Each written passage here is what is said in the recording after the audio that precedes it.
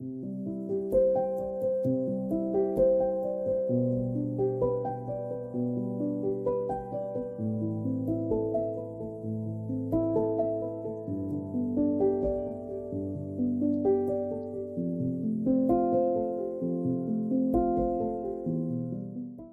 ini akan berhubungan juga dengan penembusan dari dhamma-dhamma itu sendiri.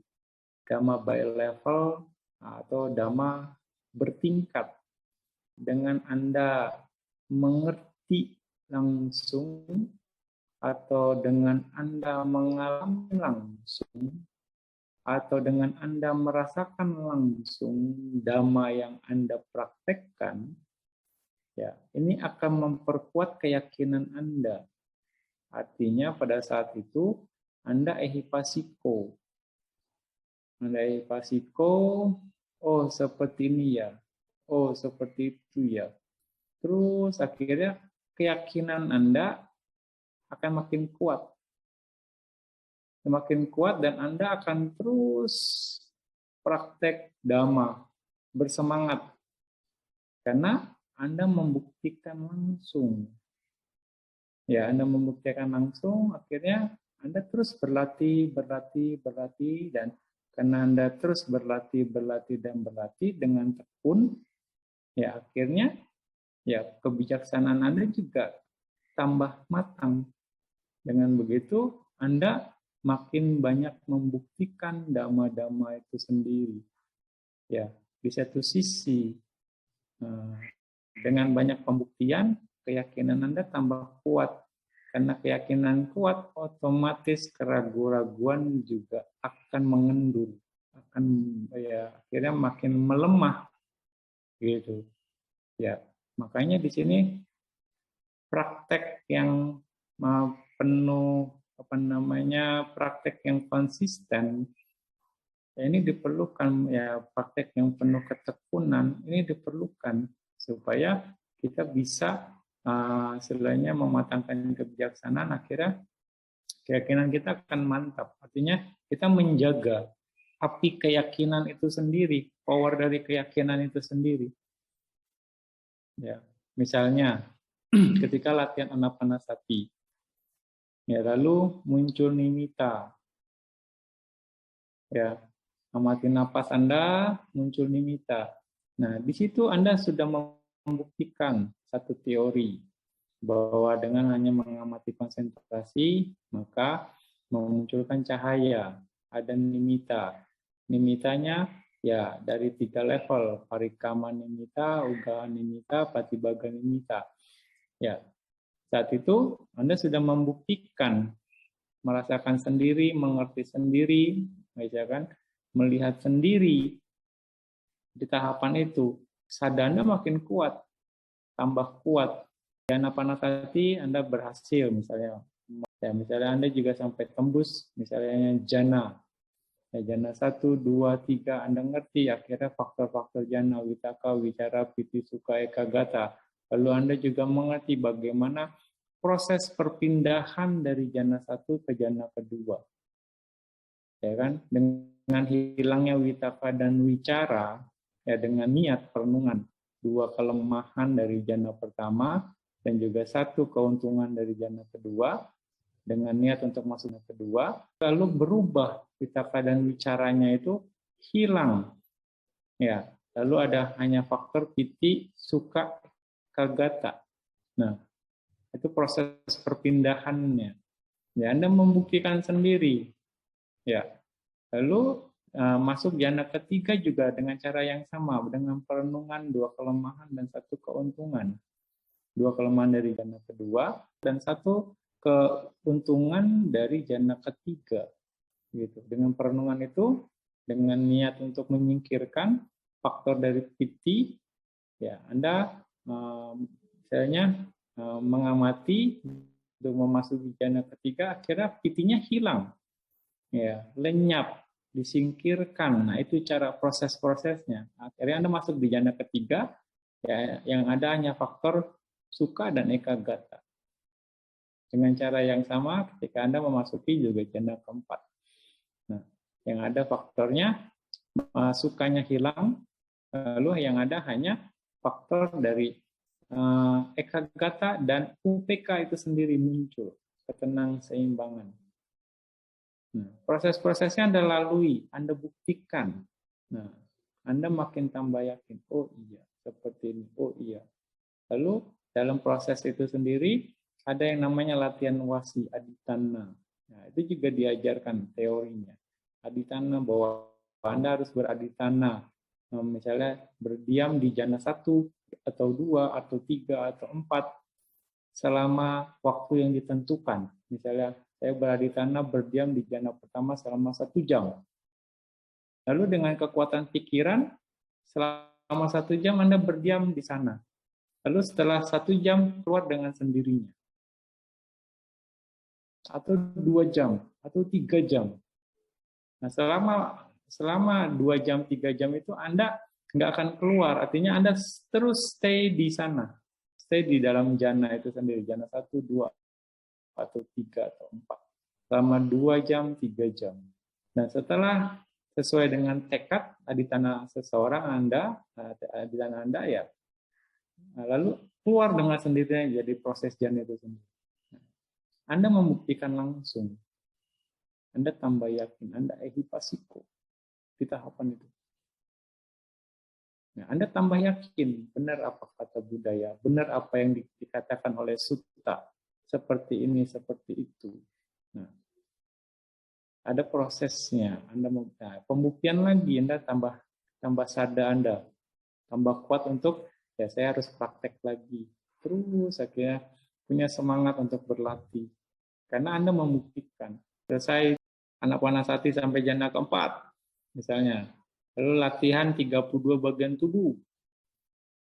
Ya kan? Ada di salah satu sutta dikatakan bahwa tidak ada ayah, tidak ada ibu, tidak ada istri, tidak ada suami, tidak ada anak, tidak ada teman, tidak ada yang lain-lainnya. Si A, si B, si C, yang ada hanya ya 32 bagian tubuh saja. Nah, saat itu Anda melihat diri Anda sendiri hanya terdiri dari 32 bagian tubuh. Dan juga orang lain juga hanya 32 bagian tubuh. Oh, ini yang Buddha maksud. Internal, eksternal, jauh, dekat. Semua sama, hanya terdiri dari 32 bagian tubuh. Jadi nggak ada yang jelek, nggak ada yang cantik, nggak ada yang ganteng. Semua hanya 32 bagian tubuh saja. Anda membuktikan langsung. Oh, seperti ini ya. Terus ya. Kira Anda setuju dengan Buddha, setuju dengan sutta-sutta yang Buddha ajarkan. Oh iya, kita ada ya seperti ini ya.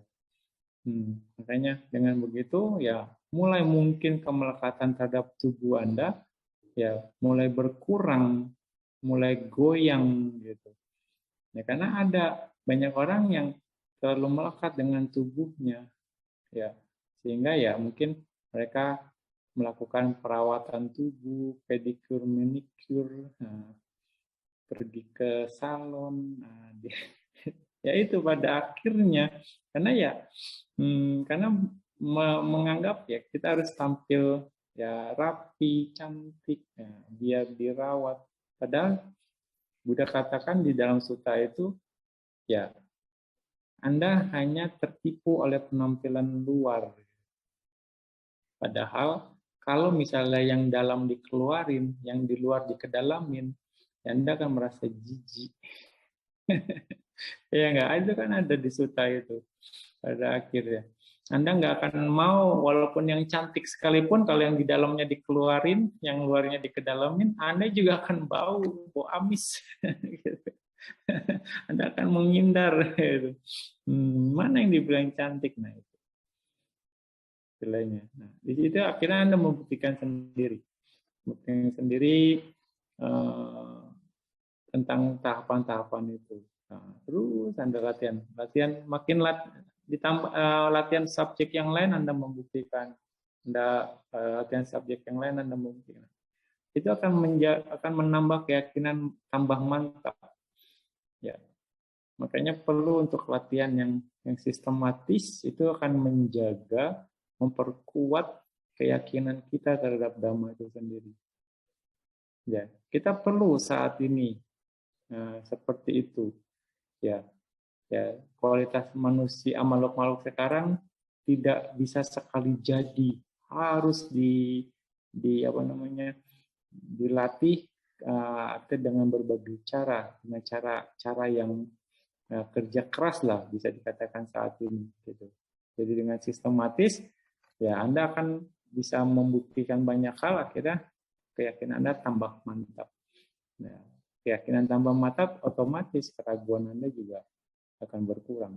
Nah, di sini ya ditambah nanti Anda akan membuktikan bahwa dengan apa namanya, pembuktian itu sampai pada akhirnya Anda hanya melihat nama dan rupa itu sendiri, ya kan? Dari 32 bagian tubuh itu sendiri, tadinya Anda lihat konsep A, si B, si C, tapi begitu 32 bagian tubuh, Anda mulai konsepnya udah berubah, hanya 32 bagian tubuh saja, ya kan? Lalu dari 32 bagian tubuh itu sendiri, nanti begitu masuk ke rupa kama tanah itu akan berubah lagi.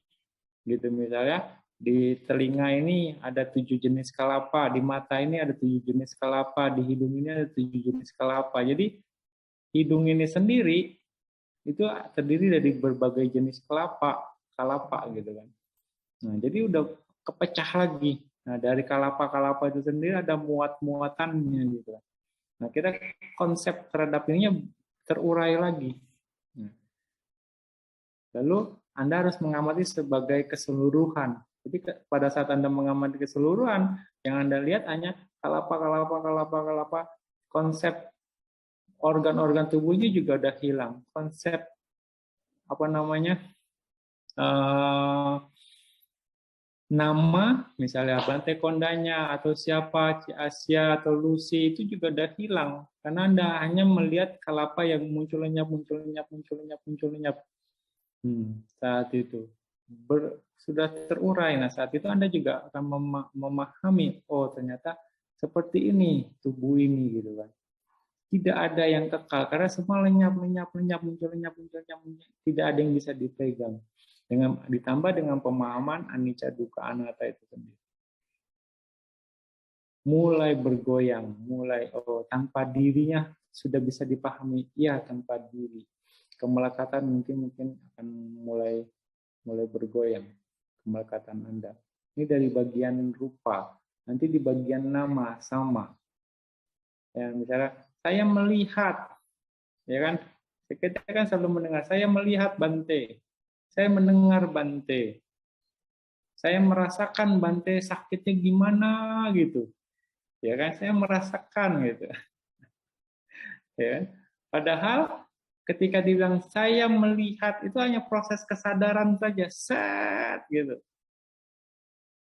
Terkonsep dengan saya, aku, masih ada diri, menganggap ada lobaditi di sana.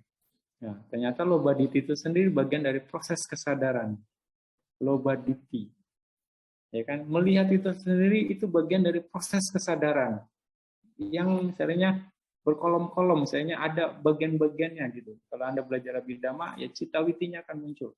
Pancadwara wajana, cakuwiyana, sampaticana, santirana, watapana, tadaramana, bawangga, ya jawana, tadaramana.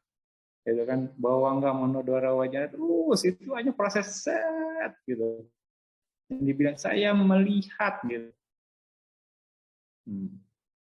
Prosesnya jelas. Gitu. Semua enam landasan indera seperti itu. 6 landasan indera seperti itu. Munculnya. Prosesnya silih berganti. Dengan muatannya masing-masing ada.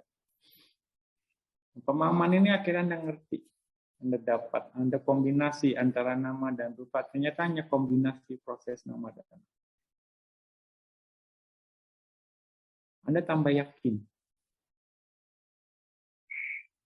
Ditambah yakin terhadap pembuktian Dhamma itu sendiri, tambah yakin bahwa nggak ada diri. Tambah yakin sebenarnya tanpa adanya diri, ya karena Anda membuktikan langsung, ya sila Battapamasa Anda mulai bergoyang.